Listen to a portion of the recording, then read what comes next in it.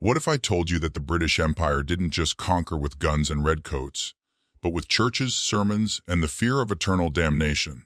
Before the American Revolution ever began, before a single shot was fired at Lexington or Concord, the British Crown had already embedded a weapon deep into the minds of colonial Americans. It wasn't a musket or a tax, it was religion, and it controlled hearts more tightly than any chain. So before we dive into how faith became a weapon, don't forget to like this video and subscribe for more untold truths they never taught you in school. Now picture a young American colony. Wooden churches dotting the wilderness. Ministers preaching from pulpits in towns barely carved out of the forest. But behind those sermons wasn't just God, it was king and country. Because what most people today forget is that the church and the crown were one. The Church of England, also called the Anglican Church, wasn't just a spiritual institution. It was a political arm of British control. Every prayer for the king, every hymn sung for obedience, every sermon condemning rebellion wasn't just about the Bible, it was a tool to keep colonists loyal, quiet, and afraid. In many colonies, it was law that ministers must swear allegiance to the British monarch, not just as a ruler, but as the spiritual head of the church. That meant opposing the king wasn't just treason. It was heresy, a sin, the road to hell, and fear is the oldest form of control. In Virginia and the Carolinas, you couldn't even legally preach unless you were ordained by the Church of England. Independent pastors, like Baptists, Methodists, or Quakers, were often silenced, fined, or jailed. Some were even whipped in public. Why? Because they preached ideas outside of royal control, because they allowed colonists to think for themselves. But that's not all. In schools and universities, like Harvard and Yale, religion was embedded into every layer of learning. Students were taught that loyalty to the king was a divine duty, that God himself had chosen monarchs to rule over men, that to resist British authority was to resist God's order. And it worked. For decades, most colonists believed they had no right to question authority. The very idea of rebellion felt like blasphemy.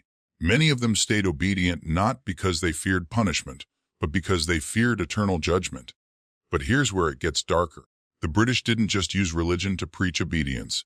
They used it to divide. They promoted the idea that Native Americans were savages, without God, that African slaves were heathens, destined to serve. This twisted theology wasn't accidental. It was calculated. It justified conquest. It sanctified slavery. It told settlers that colonizing new lands and owning human beings was not only legal, but righteous. Missionaries were sent to convert, but also to control. They baptized indigenous people only after stripping away their languages, their customs, their identities. Christianity was used as a scalpel to carve the British way into the souls of people who never asked for it. And the crown kept its grip tight. Any challenge to this religious order was framed as chaos. Ministers who spoke of liberty were removed. Churches that preached equality were branded as dangerous. And revolutionary ideas, like Thomas Paine's common sense, were publicly condemned from pulpits as works of the devil. Even the phrase, divine right of kings, that idea that monarchs ruled by God's will, was deeply embedded in sermons across the colonies. And if a king ruled by divine will, then to oppose him meant opposing the will of heaven itself. But slowly things began to crack. The Great Awakening swept across the colonies in the mid-1700s. Independent preachers like Jonathan Edwards and George Whitefield began speaking directly to the people. Bypassing the Anglican hierarchy, they told colonists that salvation didn't come through kings or bishops, but through personal conviction, that God spoke to the individual, not the empire, and that changed everything. Colonists started questioning not just church doctrines, but royal authority.